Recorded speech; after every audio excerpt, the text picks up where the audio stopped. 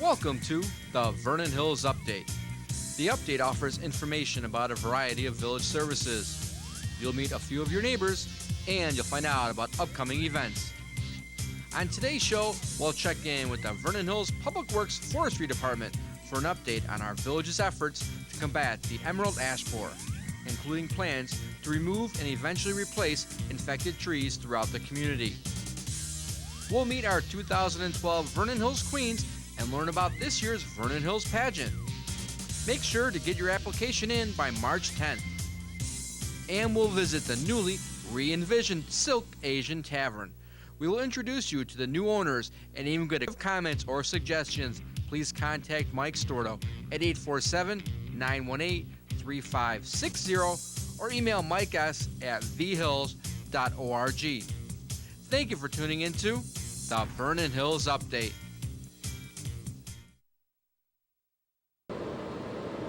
Well, we've made a stop over at the Vernon Hills Public Works Department to talk to Public Works Director Dave Brown.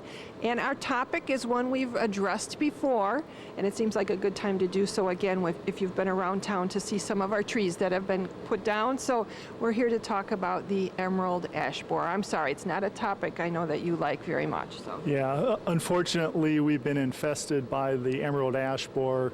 It's impacting our village and surrounding communities, so a number of Chicago suburban communities are all faced with the same impacts. And now this is, like I said before, it's not something new. We've been watching it come across. Can you give people the quick history of what we're dealing with here? Yeah, approximately in 2006, Michigan in the Detroit area were heavily infested, and it has slowly migrated out where it's consuming the Midwest, and it's moved out from even the Midwest. In Vernon Hills, we have over 3,500 ash trees that we have to deal with within our parkways alone. So we're trying a number of different approaches to slow down the impacts. We're doing tree injections, mostly to our white ash trees. We're also removing trees because it's completely different than the elm trees that we dealt with before. Elm trees are a harder wood. They don't break when they're declining as fast, where within a 2 to 3 year period, an ash tree can become very brittle. With the windstorms that we have, it could cause limbs and trees to fall. And so we need to have a proper balance between removing the trees and safety for our residents. Now you said that the trees that you're choosing to try injections with, you're selecting the white ash. Is there a reason for that? Yeah, based on our research and Michigan State University, speakers from Ohio, et cetera, they're really advising that we should pick and choose based on other people's experiences. Like I said before, there are a number of people who have been affected by this already, and learning from them, for whatever reason, a variety of reasons, green ashes, the bug likes them better. They don't stand up to the bug as much, and so there's been better successes with ash trees that are a white ash variety instead. So it's just based on research, and we've got so much money to go around to do all these things too. I mean, this has been huge, and the reason we all have a lot of ash trees, we're like many of the communities up until now, they've been the best thing in town. Yeah, ash trees were selected. They're a fantastic parkway tree. They actually have one of the taller canopies of all trees in our parkway system. So it's just great what they provide. But unfortunately, we're not the only ones that like them. Very good. So I know that you said you are having to mitigate some of the things by. We have seen trees down, and we're going to talk to Ken Lohr in a few minutes about the process for taking out trees and like that. But you have cataloged everything for the most part that are the public trees, the parkway trees. What about the people who have trees in their backyard? Well, in terms of the private trees, if you do have an ash tree that is showing signs of decline, by all means contact Ken. We can leave them the number, and please contact them. We can go out, take a look at the tree. They also can reach out to their own arborist, but we're a resource. If you want to contact us, by all means, please do so. We'll come out and inspect it and give you some free advice. Okay, that's good to know. It's a sad situation. Look, you've got a handle on it, and I know Ken will talk more about the process and everything, but at some point, will any new trees be going in, or how does that work? Yeah, what we're looking at this year is we've increased our budget for tree planting alone. Typically, we would spend about $22,000 for tree replacements. We've upped the budget to $100,000 because we are removing a lot of trees. There's going to be a lot of pressures, not just financially. There's pressures that the inventory of our replacement are typically in the 2.5-inch diameter range. The nurseries, because of the economy declining, there's not as many subdivisions. So finding those trees, the supply has been reduced because of that. Also, there's a number of communities that are all faced with this same issue, so everyone needs that same size parkway tree. So there's certainly a demand for them. There's a lack of supply, and we know what that means from our economic classes. It's going to cost much more per tree. So this isn't a one-year issue either. We have 3,500 parkway trees to deal with. This year we're looking at potentially we can keep up with removing 500 trees. 500 trees, you do the math, we have 6 more years of dealing with this. The nurseries need to continue to supply those. We're reaching out and we will be working with them to plant trees for us, and we will, pay them to plant trees for us, and that'll be our nursery stock. Okay, so we have to have some patience too. This is going to take a while to get through it and come out the other side. That's really the bottom line. It'll be with us for every bit of 8 years, is our prediction. Well, there you go. That's the Emerald Ash Borer story. Now, we have some other news going on at Public Works. We can just run through a few things. I know you've got the mulch pile here if people want to have free mulch all the time. I know these are just some housekeeping things, but as we come, at some point, the weather's got to get better and we'll get in our yards. Yeah, that's actually a very good point. Because we're removing the ash trees, we have a plentiful supply in terms of mulch. We are looking that once you mulch the trees, then the larvae is no longer within the tree, so you are able to use that for mulch. We have plentiful supply, so you can stop by our Public Works building. Like in past years, it'll be at our bin, and everyone's welcome to use that supply. Okay, so there's something you can do. Other things, I know you guys are big on going natural with fertilizers as we come out in the spring. You're not a big fan of the phosphate or the phosphorus fertilizer. You want everybody to go a little natural in their yards and take care of everything. Yeah, we've worked with suppliers, the Lowe's, the Home Depots in town, etc. There is a ban on when you're purchasing your fertilizer. Phosphorus is one of the components. Phosphorus leads towards algae growth and more nutrients in the lakes due to the runoff from your yards, and it's really not needed. If you have a new lawn, typically you would have the need for that, but once you have an established lawn, people want a green lawn, but that's really the nitrogen. So not having phosphorus within your fertilizer bag, it's just not needed. So therefore, all the businesses in town will not have phosphorus in the fertilizer that they're selling to you. So keep that in mind when you get out in the yard this spring. We always remind everybody, if you're going to dig in the yard, you want them to call 811. Make sure we're not having some problems and cutting some utilities.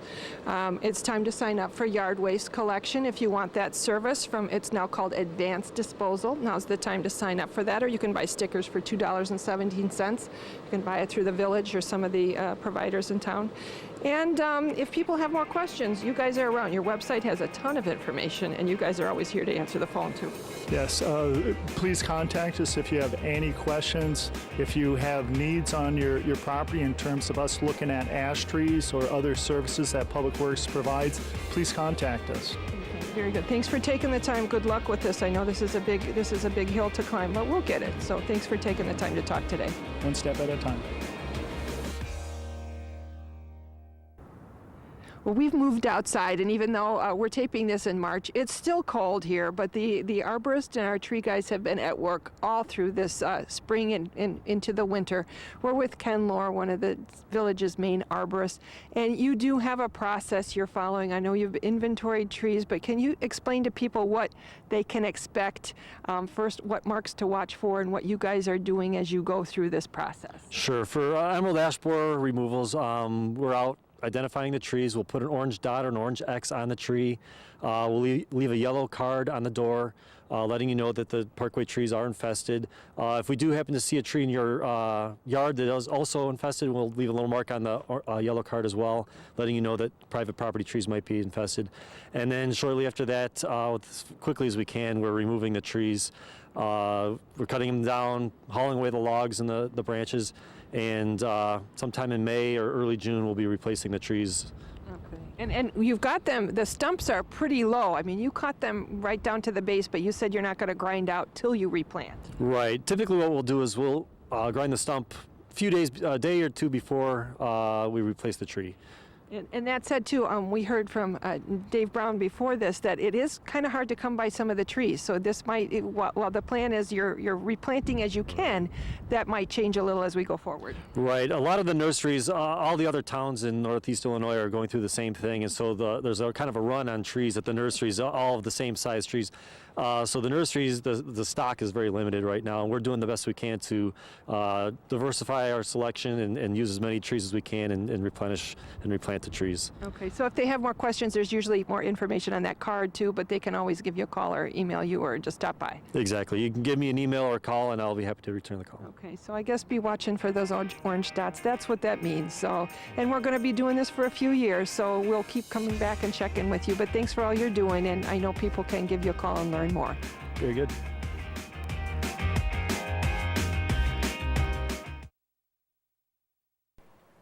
Well, it's getting to be that time of year. It's time for the Vernon Hills Pageant. And who better to talk about the pageant than our current queens?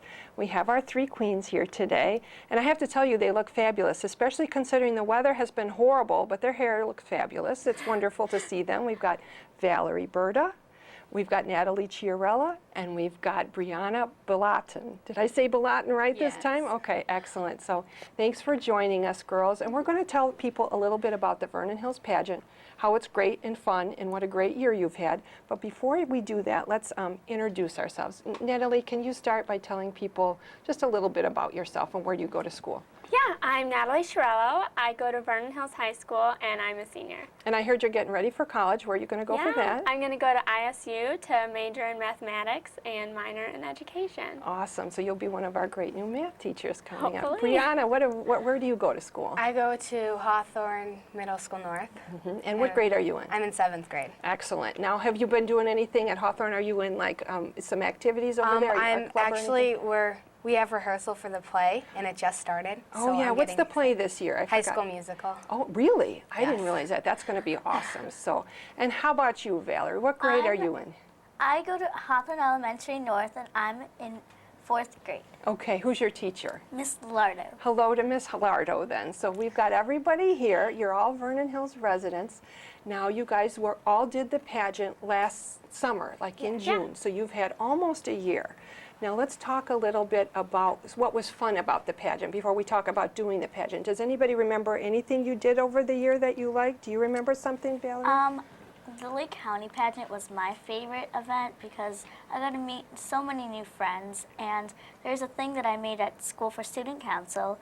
It's called Color On, and we decorated the school in different colors for the early childhood. Oh, excellent. So that's 2 things. So you like the Lake County pageant, and you did a service project for your whole school.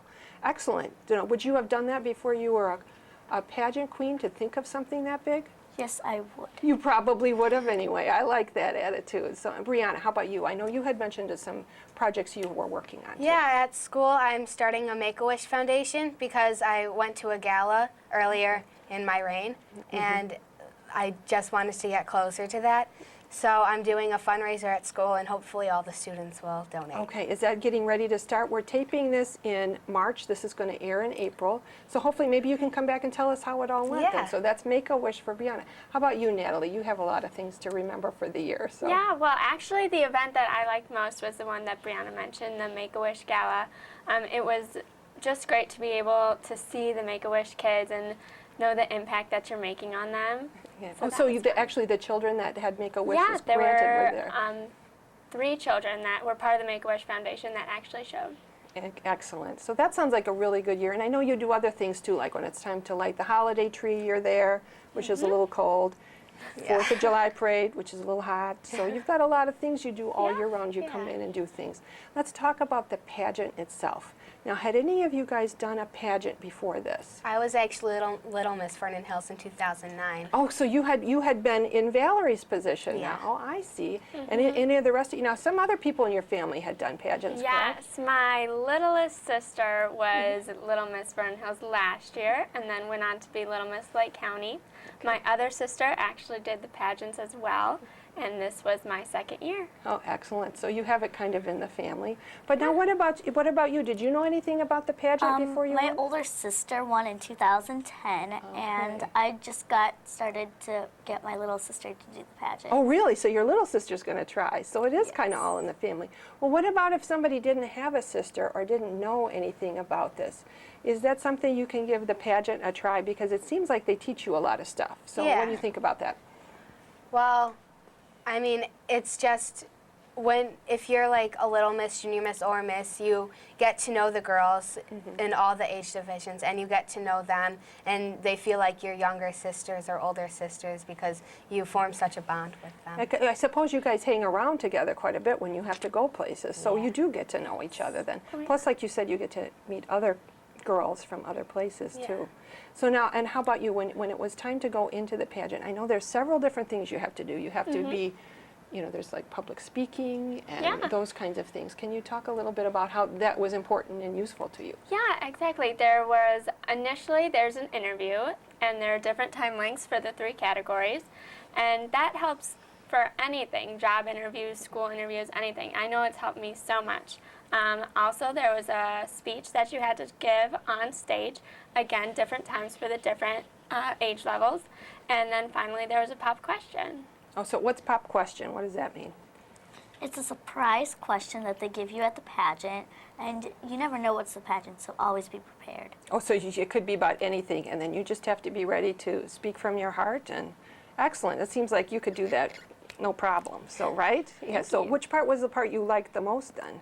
My favorite part is the interview, just because I feel like the judges get to know me and know why I'd make a good queen. I understand. That makes good sense. So as far as knowing what to do when you came in, though, how did you prepare for that? Did you have help from the coordinators, or how did you get ready for all that?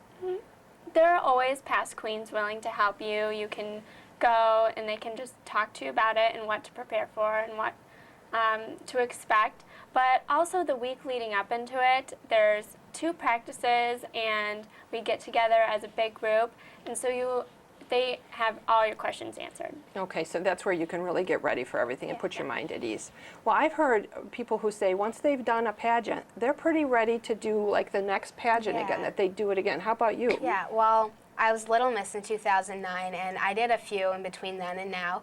And this summer, after I give up my title, I'm going to do Junior Miss Lake County Fair. Okay, so you're into it then. Yeah. You're ready. And how about you? Do you think you'll try it again when you get to the next level? Maybe. I don't know for sure, but I want to do different pageants in between. Gotcha. Plus, you've got a lot of things going on. I know you've got things on your horizon. So let's talk, too, about what you do as far as for our community. You're like ambassadors. You're like role models for everybody. And so that's something for people to keep in mind. This isn't like when I've watched TV, what I've heard anyway, it's not like a glitz pageant where it's all kind of wild and fun to watch, but maybe not so fun to be in. This is a whole different kind of thing. Definitely. Well, you have to be able to speak to people, and you have to be able to have a conversation with them.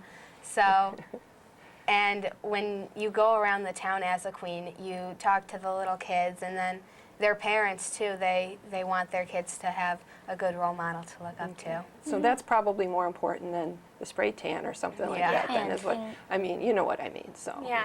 What about you? No, if And somebody in wants. glitz pageants, they feel like you need to win, but in these kind of pageants, you're always a winner. I like that a lot because really it's the experience going through it that is really worth it, huh? Yeah, I always say that it's more of a personality pageant rather than a beauty pageant. Yeah. That's a nice way of saying it. That makes me feel really good about this whole thing. So, well, do you have anything, Valerie, that you'd like to tell somebody? If there was a girl in your class that was thinking about doing it, what would you tell her? I would tell her that it boosts up your confidence and that it's a great experience and it goes by the blink of an eye and that you'll never want to do anything else, but this experience is something big and that you'll always remember. That's a really good way of saying, and it did go in a blink of an eye, didn't it? It seems like you just got your crown, didn't it? So, what would you like to tell somebody? Is there anything you'd like to add to that?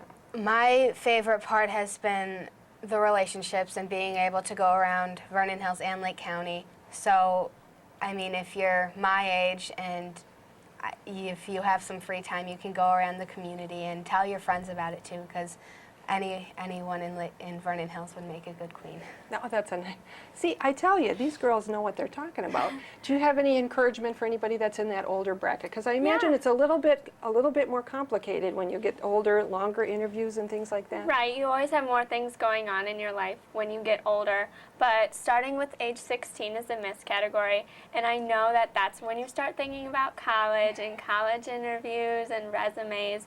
It's a great thing for to put on your resume because it's always a conversation starter, and then also you get more comfortable talking in front of crowds and also interviewing. Excellent. Well, you've sold me. If they had an old lady queen, I'd be all over it. So thank you very much for taking the time. Congratulations on a wonderful reign. Thank you for all you've done for the community.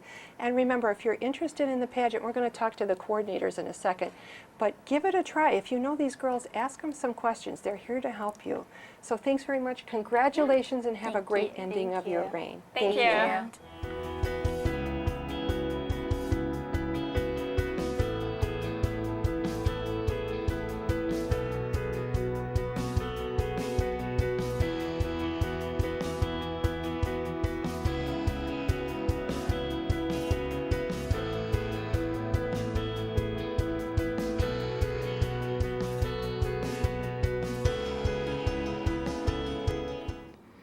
Well, now we're with the people who are in the know about the pageant. We're with the coordinators. We're with Cassie Horvath, Michelle Newman, and we also have Hannah Black, who you can also email, so you can ask some questions.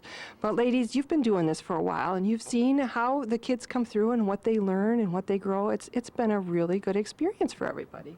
I think that it has, and it's been an awful lot of fun as well. Awful lot of fun, a lot of work too. These ladies are volunteers for everything they do. Yes, we are. We are volunteers, and we put in. It's a yearly volunteer job, I would say, wouldn't you? Absolutely. Well, I'm glad you continue to do it. It's awesome. So let's talk about. There are some guidelines for people to keep in mind. There are age groups for the different groups. Can you go through those times for us? Certainly, I'd love to. Let's see. The Little Miss contestants are between the ages of 6 to 9 years old and cannot turn 10 prior to October the 1st of this year. The Junior Miss contestants must be between the ages of 10 and 15 and not turn 16 by 10/1 of this year.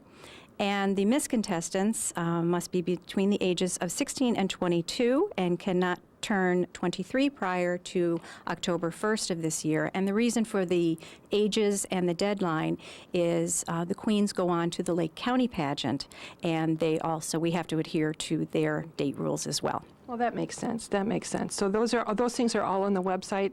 As if you've looked on the village website, there's a lot of information about the pageant there. And the applications, they're out now, and they're due at the beginning of May. Is that correct? They are due the beginning of May, no later than Friday, May the 10th at 5 p.m. to the Village Hall.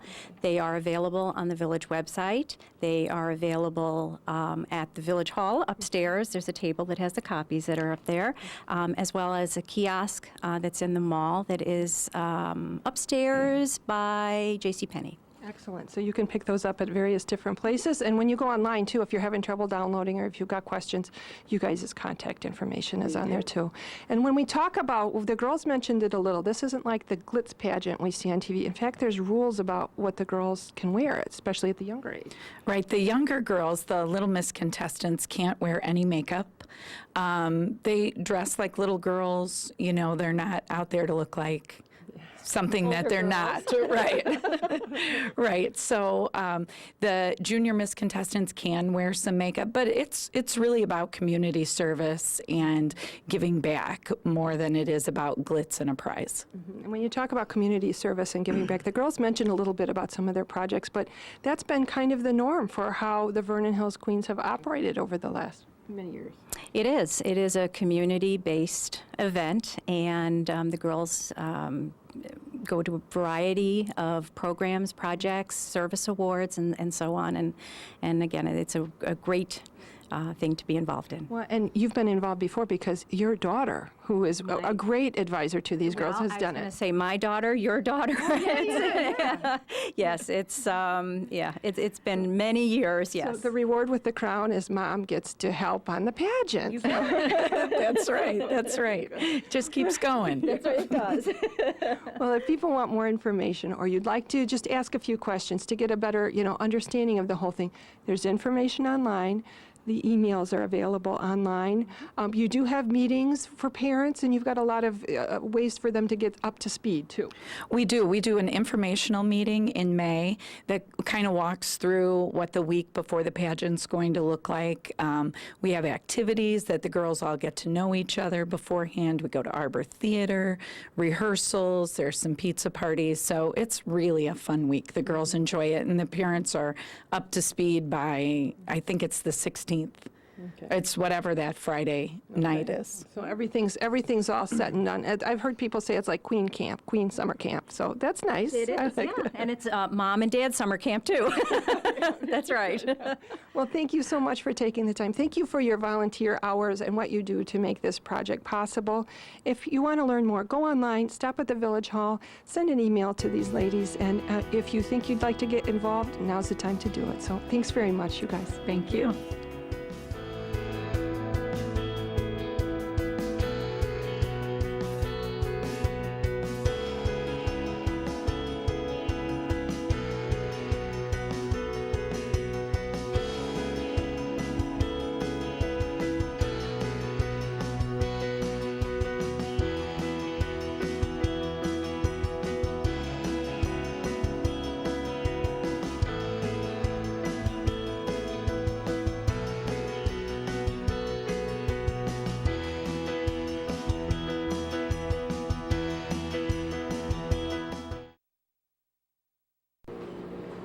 Well, we've come over to a restaurant that you're familiar with, but it's been completely reimagined. We are at Silk Asian Tavern here on Phillip Drive in Vernon Hills, right off of Route 60. So you've been going by it and seeing the sign, and hopefully you've been coming in. We're with the co-chefs and co-owners of this newly reimagined place. We're with Bo Wangwataba. Am I saying that correctly? Wangwatana, yes. Oh, I got it close, and Cliff Ostrowski. These guys are co-owners, co-chefs, and you're related. I mean, this is a family-run organization here, if I'm not mistaken. Yeah, Bo, I married Bo's sister, and so I'm in the family now. You're official. Yep, and our parents and Bo and my wife, and we all are involved in the restaurant and run the restaurant on a daily basis. So That's a wonderful way to be. And let's remind everybody, because this spot has been here for a long time. Mm-hmm. You guys came in May, but then you started reimagining everything.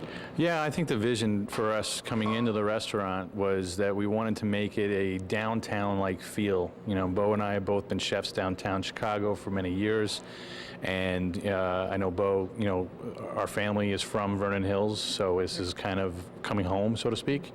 And we wanted to bring what we've been doing downtown out to the suburbs because you can't get anything like this out here. So the atmosphere, the quality of food, the quality of service, these are all things that we're really focused on, and transforming them from what it was to what it is has really been a joy, and something that we look forward to continue doing as we go along.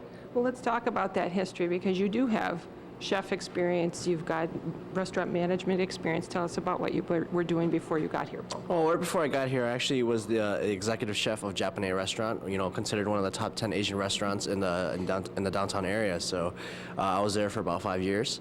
And then right after, during that time, I made the transition to come over here and help out, the family and my brother-in-law. Very good. And you also have a pedigree like that, too. Yeah, I was the executive chef at China Grill on Michigan Avenue, which was connected to the Hard Rock Hotel. I was also the chef for the hotel as well, so I ran both operations. And I've been in Chicago, worked at the Four Seasons and Red Light and various other locations as executive chef in Chicago and around the country. So. Well, now, coming out to Vernon Hills, I mean, we're a little more laid back. Sometimes the traffic gets rough, but otherwise it is a little bit different market. How have you been finding it to be out here? Well, I think, we knew transitioning the business to what we wanted people to experience was going to be a challenge, and it has been at times. People still conceive us as the Silk Mandarin. And, we kept the name purposely familiar because we've wanted to continue to have those people coming back to experience the old cuisine and then the evolution of the new cuisine that we're leading into and what we're trying to achieve with the restaurant. Well, let's talk about that because I've seen the term Pan-Asian. I've seen some words like that. Can you tell us about, I saw that you're breaking down the lunch buffet, so there's still some of those things we're familiar with, but there's some unusual things that we can learn about when we're here. Yeah, we try to focus now the restaurant on not only Chinese elements, but we do Thai, Korean, and Japanese elements as well, including sushi. We have a concept called robotaiyaki, which is a Japanese-style grilling that's only, as far as I know, we're the only ones doing it out here in the suburbs. It's a very popular concept in Japan and is becoming very popular here in the United States and in most of the cities, urban areas. So that's something that's unique to us that we want to grow in terms of exposing people to it and having them experience it. And so far, we've been getting a really good response from people in what we're doing. Our goal is to change the menu every 3 to 6 months, which is a little uncommon for restaurants, I think, in the suburbs where they tend to just kind of stick to what they're known for. But a truly chef-driven concept challenges people and makes it interesting for them to come in and enjoy things that they can't always find and don't have to necessarily travel for. And that's why we picked Vernon Hills, because we felt like that market that would typically go down to Chicago to experience something like that, we would save you the trip, save you the headaches, and give you just as nice experience out here that you could get if you were downtown. Well, and we talked before we went on camera, and you said you've kind of been out front explaining the dishes, and you've been in the back creating them. What's one of the things that's been one of your favorite things to introduce everybody to when they come to the restaurant? What's been one of the dishes you enjoy making and the people have really latched on to? Well, I have an affinity for pork belly.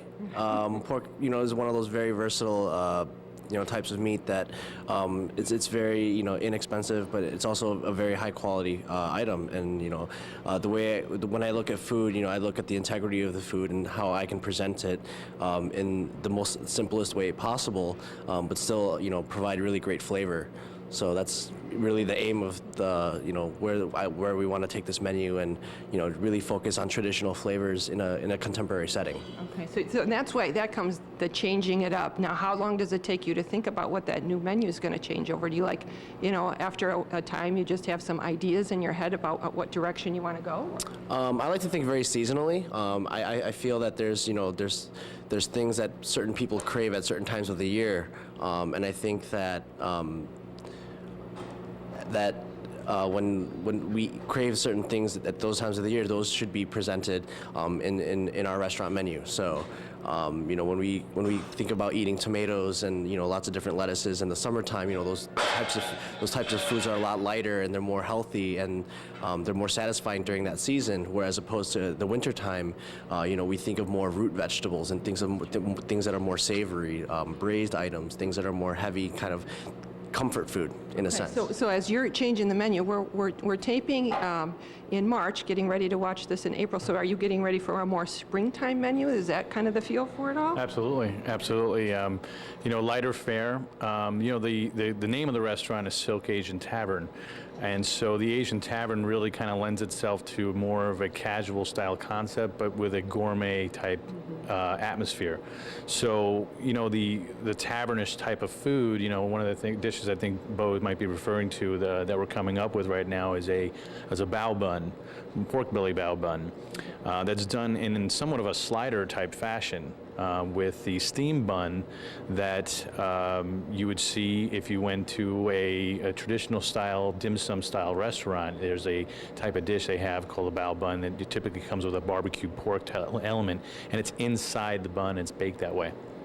We've kind of taken that element and we've kind of converted it into something that's a little bit more friendlier to the Asian clientele and to the American clientele that we tracked.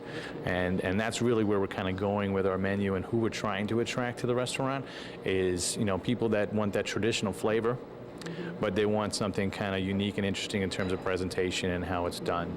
And that's really our approach to the whole menu as a whole.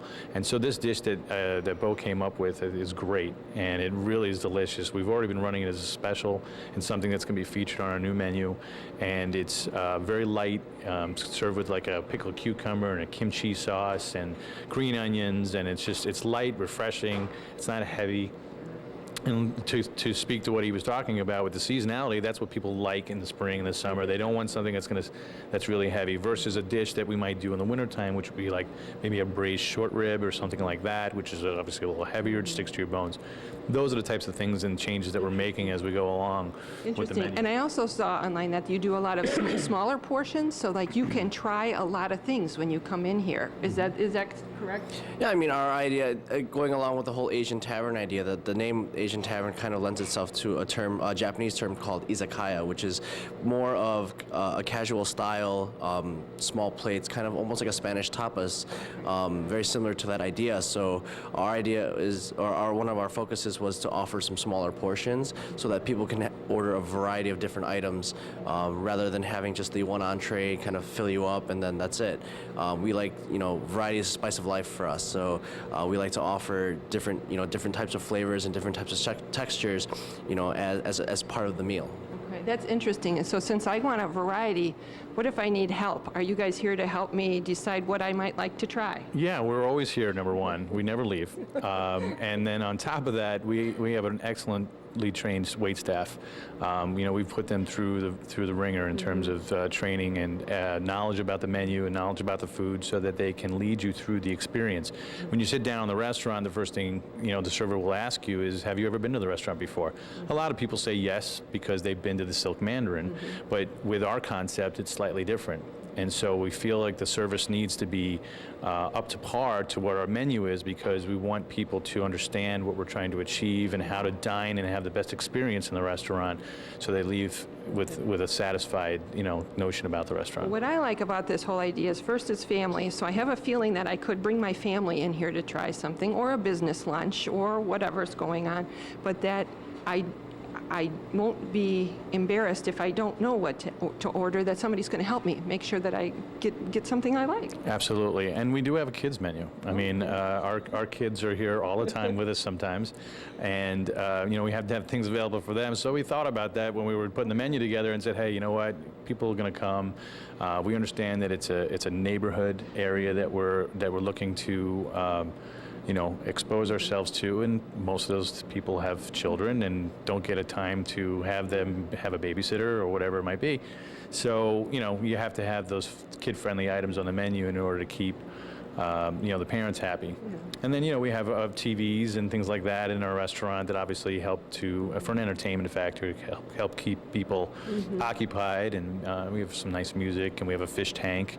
Yeah. And so that also, that's something that was from the old concept that we kept, but we've, just like the rest of the restaurant, we've, reinvigorated the fish tank from what it was to a nicer version. And so there's a lot of elements of what you came to like about the old concept and the old restaurant. And then there's a lot of new items that you can come to like about our concept and where we're going with the restaurant. And we just want people to come along and really latch onto the restaurant and make it their own, you know, make it their place to go and have a nice experience. What would a couple words be that you would describe if you were trying to encourage somebody? You know, like what's the word you use to describe what you are? Or words? Words to describe what we are. I would say, you know, we're traditional flavors, Pan-Asian, contemporary cuisine. And it's very nice in here. It's very pleasing in here. I have to say it's a beautiful redesign. Nice to know you'd let the kids come in too, but this is like, this date night wouldn't be so bad in here. Right. This is really upscale in here. So Well, right behind us here, we have a beautiful brand new bar that we just built with an open, with a window into our open kitchen, so you can actually watch Bo and the cooks at work while you're enjoying some cocktails or waiting for a table or to-go order for that matter. We do catering as well. So we do deliver those catering items. We don't do full-service catering, but we will drop it off at your house, obviously. And, you know, the clientele that we really want to reach out to is obviously on the weekends, we understand it's neighborhoods. It's the people that live in the area that we really want to kind of connect with and make this their restaurant. During the week, you know, we are surrounded by a lot of corporate clientele. We understand that people work in this area, and we want those people to be a part of the restaurant as well. You know, we want corporations in the area to recognize that this is a great place to bring clients and entertain. We have free Wi-Fi that we offer to all of our guests, so you can come and have a nice business meeting in a quiet corner of the restaurant or have a larger party because it is a big facility and we can accommodate a lot of people. And so there's a lot of options for people to choose from in terms of corporate catering or private events. well, it's very exciting to come in and see this. It's obviously a labor of love for you too and your entire family. As you can see, you're really invested in this, and it's wonderful for all of us here in town to have this available to us. Remember, if you want to find out more, they've got a website. You ask questions when you come in because they'll help you find your new favorite that you've never tried before. And do come in and visit these guys because it's a beautiful place. It's a family favorite, and it's just been re-envisioned in a lovely way. So stop by and make sure you say hi to these guys so it becomes your new family favorite. Thanks very much for taking the time, Thank you you. guys. Appreciate it.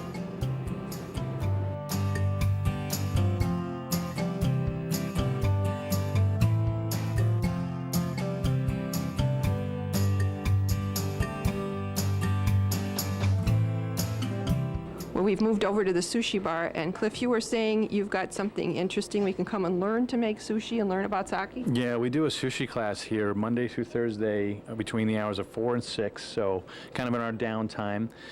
Typically something that we like to do with 4 or more people, so basically you make a reservation in the restaurant. You can call a restaurant, you can go on the website, you can book a reservation and just let us know you're interested in doing the sushi class. You need a 24-hour advance notice, that's all we really need. And we do it right here at the sushi bar. And so how I start this class out, I'll give you a little miniature version of it, is we do a sushi tasting, a variety of different rolls, specialty rolls that we have on our menu, and we pair them with different sakis so we can show the variances between, because a lot of people don't know about sake, and that's really one of the things that we wanted to do with this restaurant, was educate people about food, wine, sake, because of the Asian experience, and soju, which is a Korean spirit, and all that stuff. So people don't really know about that stuff like they know about wine and whatnot. So that's part of our thing, is it's the educational thing that we're trying to reach out to the community to try to get them involved in the restaurant, which then it kind of makes it theirs. So what I do, have you ever rolled sushi before? No, okay.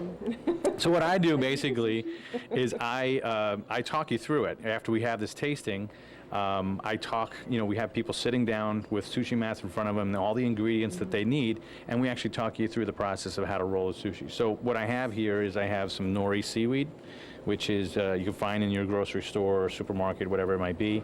And then we have some sushi rice that's already cooked off right here in our container. And the object is to, excuse me, get your hands a little moist, not super wet, so that you can hold the rice without it sticking to your hands tremendously.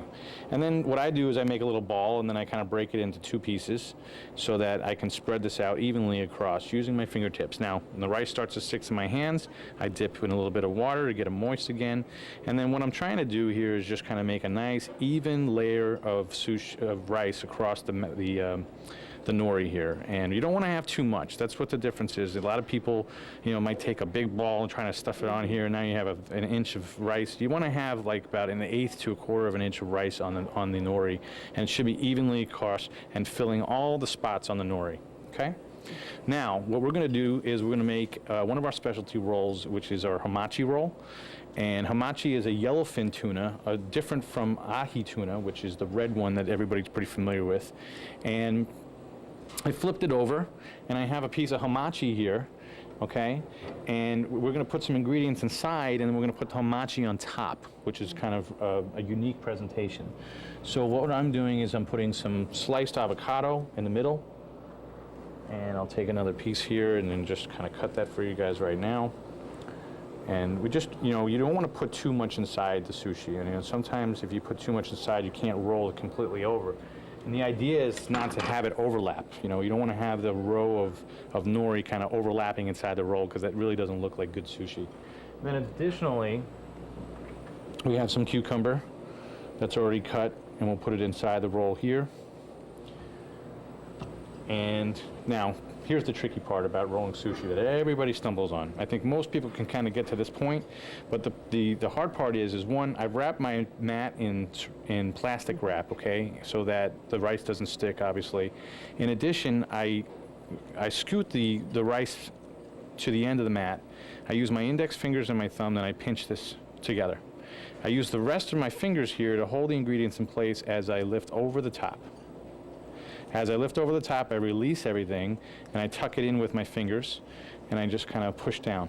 So I kind of get to this phase right here where I've almost completed the roll before I've even gone through. Now I simply just let the mat do the work. So I just push this forward, and now I've completed the sushi roll. You're squeezing that pretty hard. The idea is you want to make sure that I'm not really squeezing it hard. Looks like I am. Maybe I have some, strong hands or whatever it is. But I'll kind of fix up the ends like this. You just kind of want to be firm about it. You don't want to do it kind of too loosely, because then the roll will fall apart on you. Okay? Now, I've gotten to this point, and I'm going to slice my hamachi. And this is what hamachi is. Like I said, it's a yellowfin tuna. It's white. And we're going to slice some very thin slices. And you need to have a very sharp knife, obviously, to do this. And we're going to lay that over the top. And it's important to know that when you're cutting fish, it's not like you're cutting vegetables. You want to kind of use the knife to kind of go through the fish nice and clean like that. Okay? It's not a sawing motion or anything else. Okay? So once I've put that over the top, I have a little plastic wrap back here.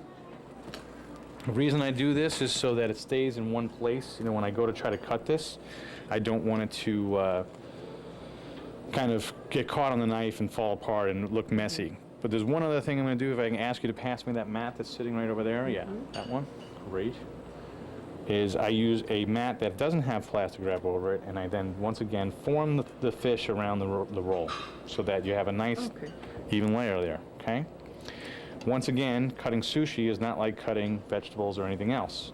You want to make sure that you're letting the knife do the work. And the motion is not a forward motion as much as it is a backwards motion. So you start at the end of the knife, and you pull it back, and then go forward. Okay? Same thing over here. You pull it back, and then go forward. So the knife is doing all the work. All I'm doing is just guiding it in the place that I want it to go. Okay? You're going to have that happen with the plastic wrap occasionally. And you're going to go through there, and then once again over here. Now, once I've gotten this done, I'm going to take this plastic off, and I have beautifully sliced sushi there, okay? I have a little plate back here, and this is how we do all of our specialty rolls. This one in particular, it gets a little bit of fresh jalapeno on top, and that's something that's kind of unique about our sushi. A lot of people have asked me, well, why do you want to do sushi when you have all these different sushi restaurants in Vernon Hills? And the difference between our sushi and everybody else's sushi is all of our specialty rolls come with their own preordained sauces. So it's not just your soy sauce and your wasabi that everybody gets to go along with it. So what we've done here is we've kicked it up a notch, in the words of Emerald. And we've put a little sliced jalapeno over the top. Very thinly sliced, just to give you a little flavor. Jalapenos this time of year aren't very spicy, so you don't have to get alarmed if you're sensitive to heat. And you can actually ask for these not to be put on the roll if you're liking the way this looks. And then I have what's called a sweet chili cilantro sauce that we do over the top. And that's it's got a little lime in there, sweet chili sauce, which you can buy at your store, and then a little cilantro that's blended in. And then we decorate it up with a little bit of our masago. Masago is a smelt roe, or a fish egg. There's Chibiko caviar, which is a flying fish. There's several different types. This one happens to be one of the only ones that's an actual fish egg that's that comes from a fish. The flying fish Chibiko is typically synthesized. Really? Yeah, they actually utilize a specialized machine and a gelatin, if you will, to make something like this, which is a wasabi caviar. Huh. So they infuse the wasabi into this, Into but it. it's not a fish egg. I gotcha. It's I a didn't know that. synthesized fish egg. The only fish egg that you have that is a true Chibiko caviar is the black one. Okay. So this one and the smelt are the only true Chibiko caviars, and this one here is an actually infused version that's actually synthesized. I mean, it's edible. It's not like it's... So then once we get this done, excuse me, put a little bit of our pickled ginger on top to the side, because everybody likes pickled ginger with their roll. And then we do a little of our wasabi. And that's Just our like that. That's our Voila. roll. And what's that called again? That's our special hamachi roll. Okay, people, so now you've learned how to make it, and you'll see that it's just a lot easier to come over here and have Cliff make it for you. Thanks very much for the lesson. No problem.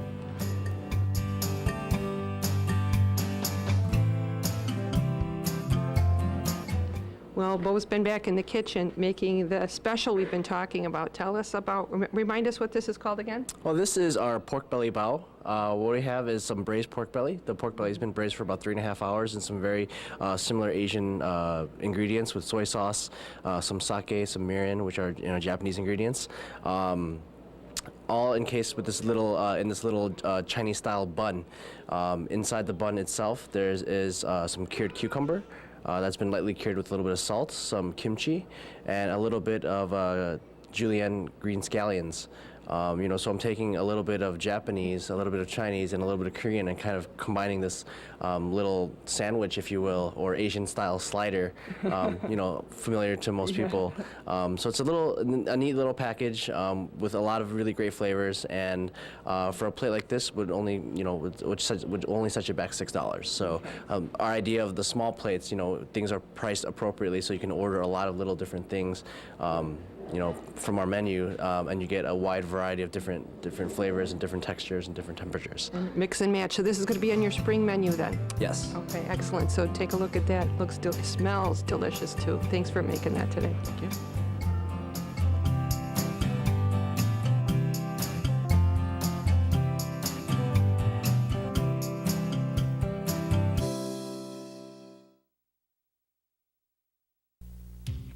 Well, that wraps up this edition of the Vernon Hills Update. But remember, if you have comments or suggestions, please contact Mike Storto at 847-918-3560 or email Mike S. at vhills.org. Thank you for tuning in to the Vernon Hills Update.